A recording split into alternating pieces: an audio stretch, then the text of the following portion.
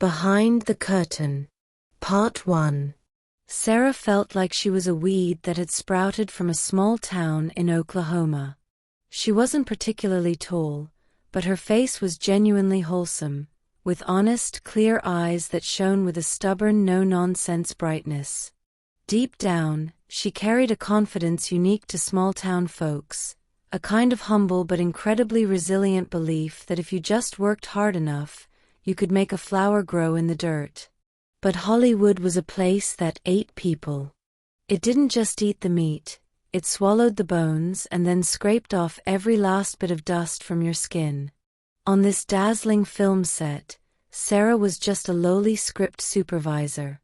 Her job, in plain terms, was to run errands, take notes, and keep track of a million tiny tedious details, working harder than an old mule. When the director, a guy named Rick, would bellow, she'd scurry over like a startled bird.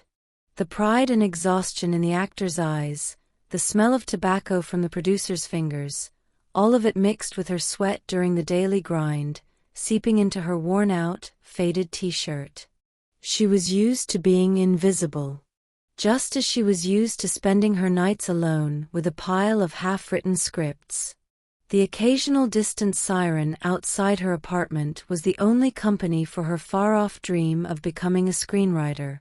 Her wild, imaginative stories and her insights into human nature were all pressed beneath a heavy clapperboard, covered in the dust of the film set, waiting for a tiny glimmer of light that might never appear.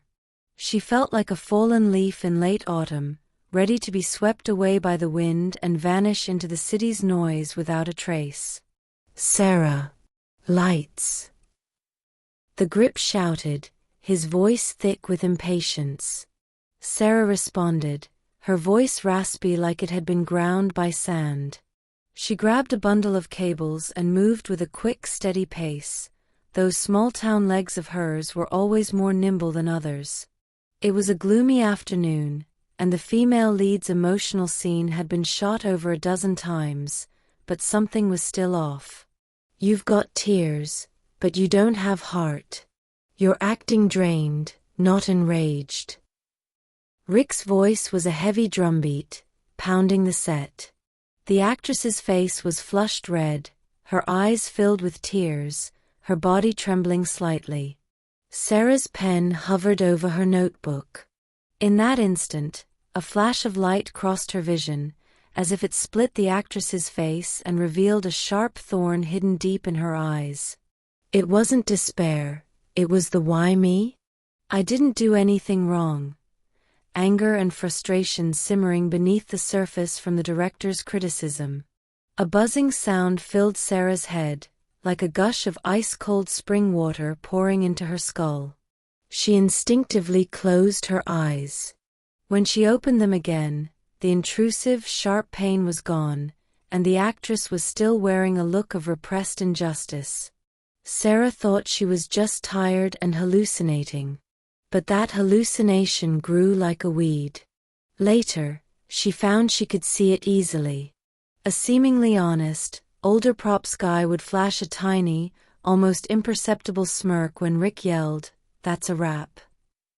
To her, that smirk would instantly magnify, transforming into a sticky black mass, accompanied by his clear thought, "Finally, I can go hit the casino."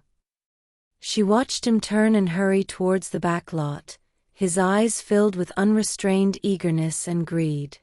She finally understood that this wasn't a trick of the eye or a hallucination. By observing people's most minute expressions, every slight tremor of their bodies, and the fleeting light in their eyes, she could accurately predict their performance flaws and even glimpse their deepest desires and fears. This ability was like a lightning bolt, tearing through the many veils of human society and exposing the nakedness of the human heart. At first, she felt an indescribable chill, seeing so much hidden ugliness, which created a transparent layer of ice between her and everyone else. But soon, a tiny spark of hope grew beneath that ice. Perhaps this was her chance to truly stand up. Ethan Black. That name, back in her hometown, was a god on movie posters, worshipped by millions. Young, handsome, and exuding a natural confidence and charisma. But gods, too, fall from grace. A sudden scandal, followed by a descent into alcoholism, turned him into a flower beaten down by a summer storm. His branches withered, leaving only a broken frame, drowned in media gossip and scorned by everyone as the washed-up A-list star.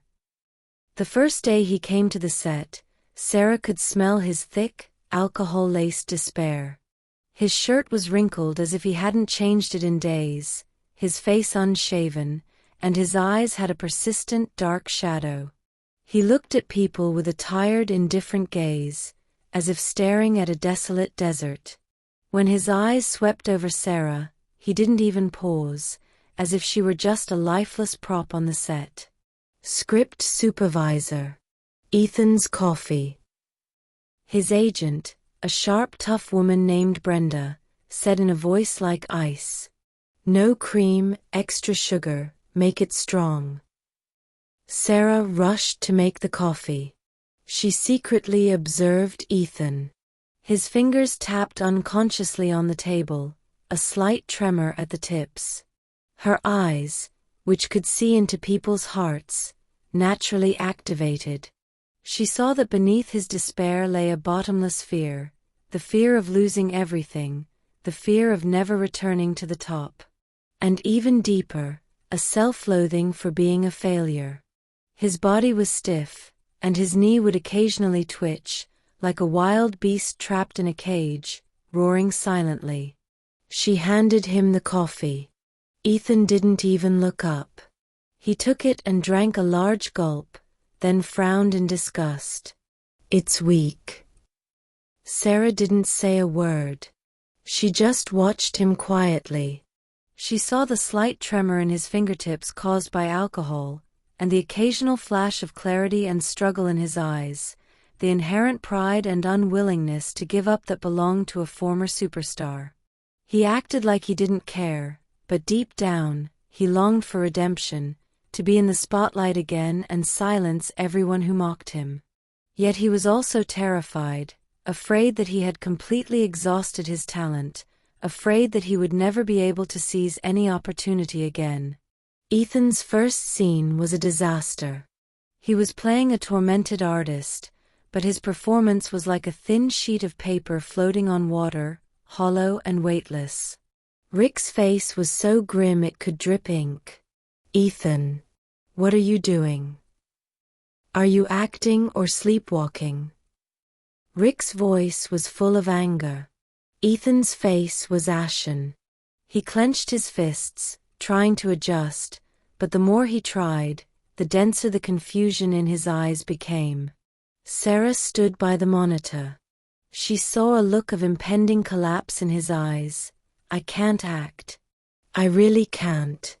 I'm finished, completely finished. It was extreme self-doubt, like a venomous snake coiling around him, choking him. Ethan, Sarah spoke suddenly, her voice very soft, yet it was like a needle that pierced the suffocating silence on the set. Everyone's gaze instantly fell on her. Ethan frowned and looked at her, his eyes showing a familiar impatience. What is it? He clearly didn't even remember who she was. Sarah's heart pounded, but the resilience she had developed in her small town kept her from backing down. She clearly saw the deep-seated anxiety in Ethan's eyes, like a tumor blocking his performance. Mr. Black, are you looking for that feeling, of being stripped of all flesh and blood? She began carefully but firmly, her eyes fixed on his tired ones. What you want to show isn't superficial heartbreak but a soundless despair of being completely emptied out, abandoned by the whole world, with only a skeleton left. Ethan's eyes suddenly narrowed. No one had ever said that to him. The directors and producers just said his state was off. No one could, like her, cut straight to the heart of his performance, as if tearing open a part of his soul. What do you mean? He asked, a hint of curiosity in his tone, but more so shock. Sarah took a deep breath, gathering her courage, and took a few steps forward. She was closer to Ethan now, and she could smell the faint scent of alcohol on him, and an indescribable mix of stale tobacco and sweat. Her gaze was focused and pure, like two beams of light that pierced his superficial impatience and went straight to his trembling soul.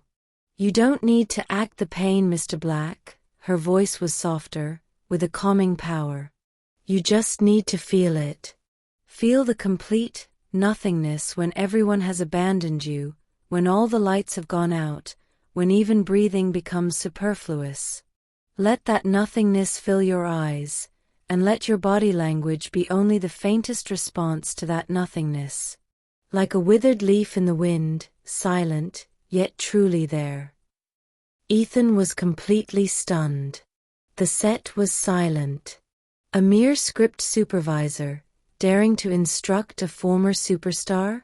Rick also frowned, but he saw the clear jolt on Ethan's face. Sarah's gaze fell on Ethan's slightly trembling, clenched fist. His knuckles were distinct, but now they were bulging with blue veins from anxiety and anger. She knew that his struggle was not just an acting problem, but a powerlessness and anger at his current situation. She gently, almost instinctively, reached out and touched his clenched fist, then her fingertips slid lightly along the back of his hand, resting on his wrist, and patted it gently, soothingly. The gesture carried a unique, unpretentious but genuine kindness that was typical of women from her small town. In that moment, time seemed to freeze. Ethan suddenly looked up, meeting Sarah's eyes for the first time. Her fingers were cool, but that gentle touch was like a jolt of electricity, going directly to the deepest part of his heart. It was a feeling of being understood and comforted that he had never experienced before. He clearly sensed that this short script supervisor wasn't just giving him acting tips. She seemed to see through all his current vulnerability and inadequacy. Ethan's pupils slightly contracted. He saw a strange, deep light in Sarah's eyes, like a bottomless ancient well that could reflect his soul. "Emptiness, nothingness," he murmured to himself, as if her words had opened a long-sealed switch. He closed his eyes. Sarah's fingertips were still on his wrist. She felt his pulse beating slowly and powerfully, like an ember about to go out that had just been rekindled with a faint glimmer. She saw his inner struggle gradually calming down, replaced by a deep, settled peace. When he opened his eyes again, Ethan's gaze had completely changed.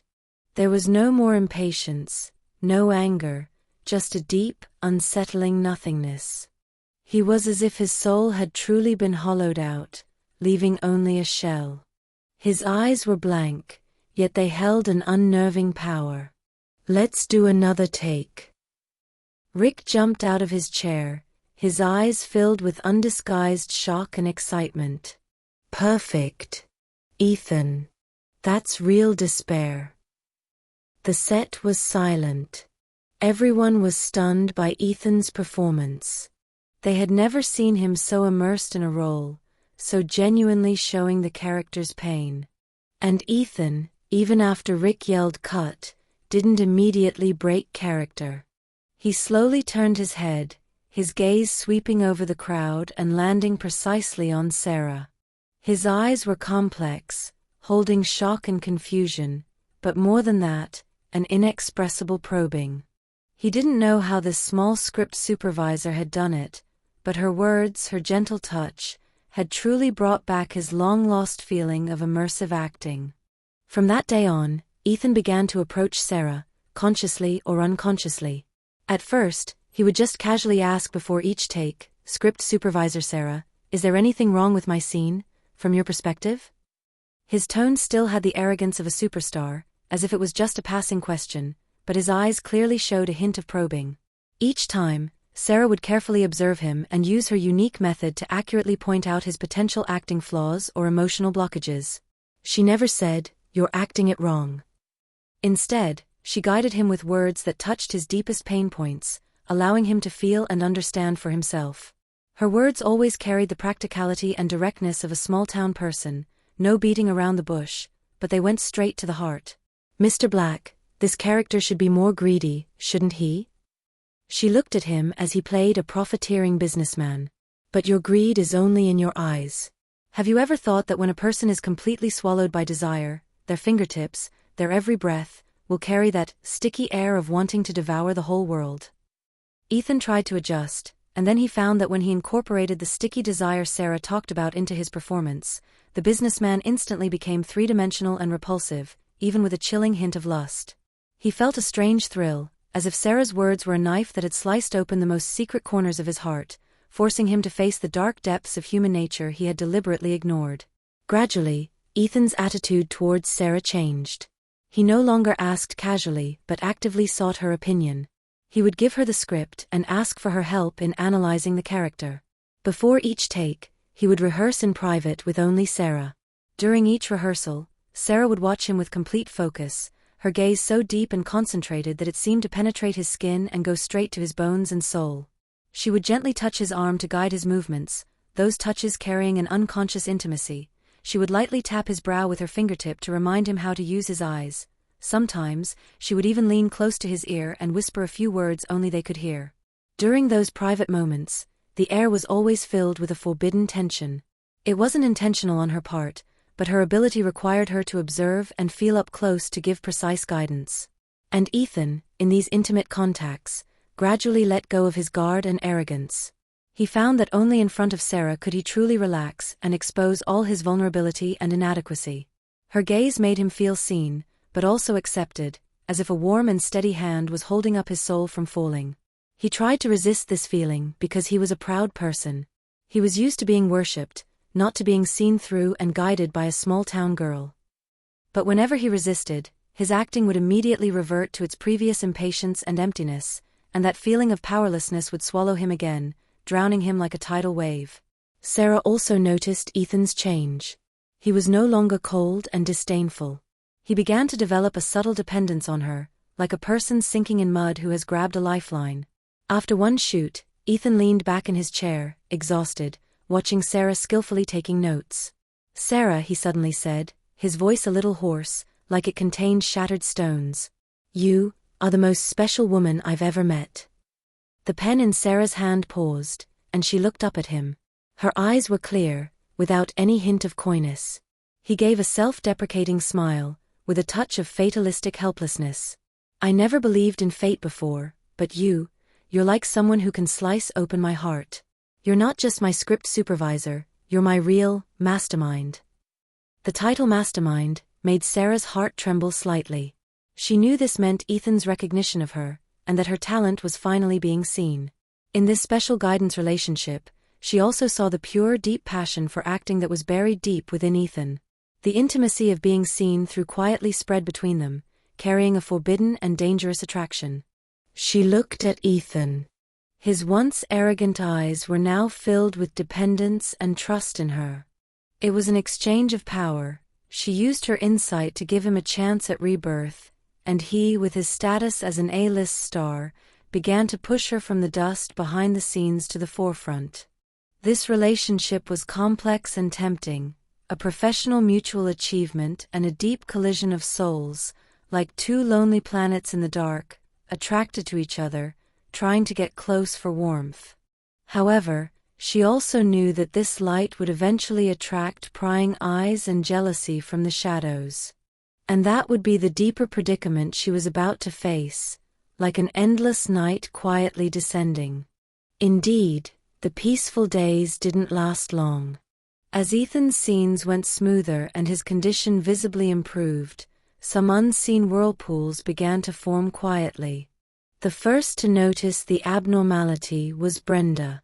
She was Ethan's agent, a shrewd, powerful woman with a strong desire for control.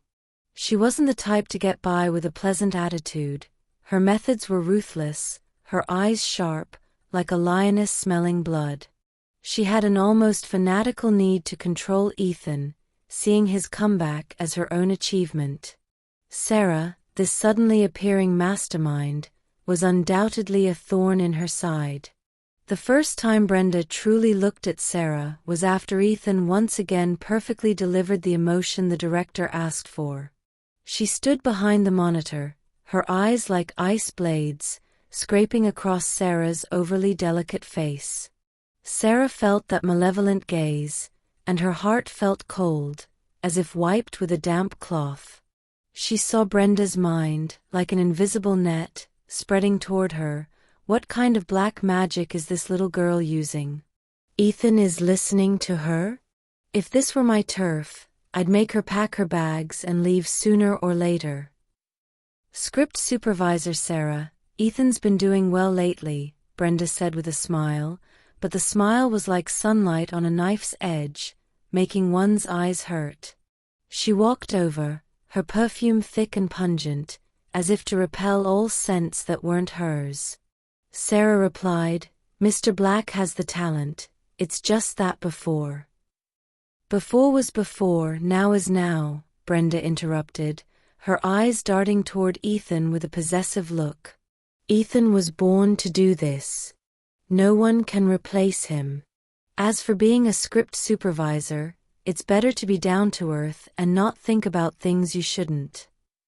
She lowered her voice, a warning in every word, like a nail hammering into Sarah's heart. Sarah didn't argue. Her small-town forbearance made her choose silence. She knew that such words were impossible to defend against, an argument would only confirm them. However, silence did not bring peace. Soon, fragmented gossip began to circulate on the set. First in the pantry, someone whispered, "Did that little script supervisor pull some strings? Look how special Ethan treats her." Then in the makeup room, someone scoffed sarcastically, "A little script supervisor can guide a star like this? Heh, she must have some serious skills." These words were like invisible needles, pricking Sarah all over. Her ability allowed her to clearly see the jealousy, disdain, and malicious speculation behind this gossip. She must have used her body to get ahead. Isn't that common in the industry? A playboy like Ethan is just toying with a little script supervisor. At first, this gossip didn't affect her professional relationship with Ethan. He still trusted her and relied on her. During their private rehearsals, he would become even more invested, his eyes more passionate. "Sarah, the dress you're wearing today." One time, Sarah wore a simple light-colored dress that made her look even more pure and delicate. Ethan's gaze lingered on her, his eyes no longer just holding dependence and curiosity, but a hidden, suppressed admiration and desire. His voice was a little hoarse, his eyes tracing her figure as if to melt her into his vision. Sarah's heart beat a little faster. She saw the long-suppressed desire deep within him, like a beast in chains, stirring restlessly. "She is so beautiful, that innate purity makes me want to defile her, yet also protect her." Her cheeks flushed slightly, but she just lowered her head, pretending to organize the script. "Mr. Black, let's go over the emotions for the next scene, shall we?" She tried to change the subject, but the slight tremble in her fingers on the script betrayed her. Ethan chuckled, his laugh carrying a hint of playfulness and undeniable dominance. He suddenly reached out and with a gentle but firm force, took Sarah's hand, which was resting on the script. His palm was warm and dry, with a masculine strength. "Sarah, you know very well that your influence on me is not just about emotions." His voice was low and magnetic, his eyes deep like a bottomless lake, looking straight at her. His thumb gently rubbed the back of her hand, and the tingling, numbing sensation made her body shiver. She felt a hot current shoot from her fingertips straight to her heart. Sarah snatched her hand back. The warmth of his touch lingered on her fingertips, hot and unfamiliar. She didn't know how to respond to this intimacy that went beyond work boundaries. She was from a small town, where things like love and affection were supposed to be pure and clean. But in this industry, lust was like a huge invisible net that enveloped everything. But Ethan didn't stop. He moved closer, enveloping her in the faint scent of tobacco and his unique male scent. His breathing became heavy, and the desire in his eyes was almost overflowing. She saw his heart now, naked and filled with possessiveness for her. I want to own her, not just her talent but her, all of her. Sarah, what are you afraid of? His voice was even lower, a hint of seduction in it. You and I both know that our relationship is no longer just a simple professional one. You saw the devil in my heart, and I saw the light in your eyes. Not everyone has this kind of understanding. He reached out and very slowly and gently caressed her cheek. His thumb was a little rough, but it made Sarah feel a strange numbness. Her cheeks felt even hotter, as if they were on fire. She could feel his fingertips trembling and the deep, inescapable longing in his eyes. She knew what he was saying was the truth. She felt a certain internal struggle. This intimacy, wrapped in desire, made her feel both afraid and curious. In her small town, where could she find a man who expressed his feelings so directly yet so suppressively? She only knew this was forbidden, yet she couldn't help but want to fall. Ethan, don't. Her voice was as soft as a mosquito's, with a slight tremble, but she didn't push his hand away. A charming smile appeared on Ethan's lips, and his eyes deepened. He slowly leaned in, his nose almost touching hers. His breath was hot, carrying the scent of alcohol and male hormones, and it completely consumed her. She could feel the stiffness of his body and his desperate efforts to suppress his impulse. Sarah, he whispered, his voice thick with desire, dripping like honey onto her heart. Do you know how much I need you? Inside and out, from my soul to my body. His gaze burned on her lips, with unconcealed longing. She saw the images flashing in his mind, how he longed to hold her in his arms, to kiss her lips, to have a deeper connection. Her heart was pounding so hard it felt like it would burst through her chest. She felt a wave of dizziness, surrounded by this sudden, intense desire.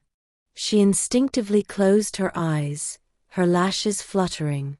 Ethan's lips, with a rough gentleness, pressed onto hers lightly, and then without hesitation, more firmly.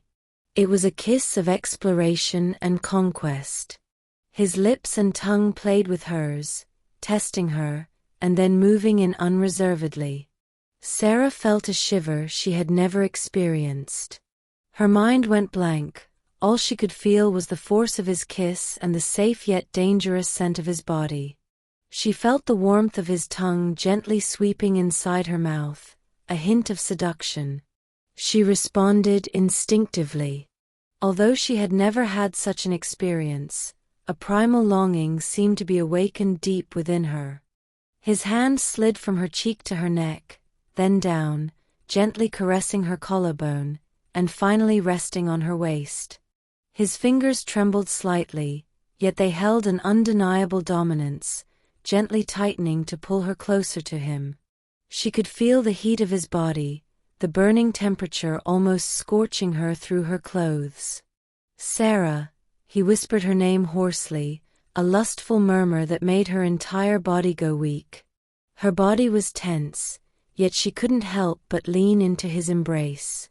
She could see the surging passion in his heart, like a raging flood about to break through all barriers.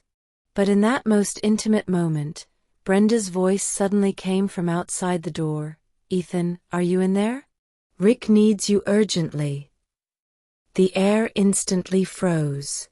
Ethan suddenly let go of Sarah, his face flashing with a look of unwillingness and suppressed frustration.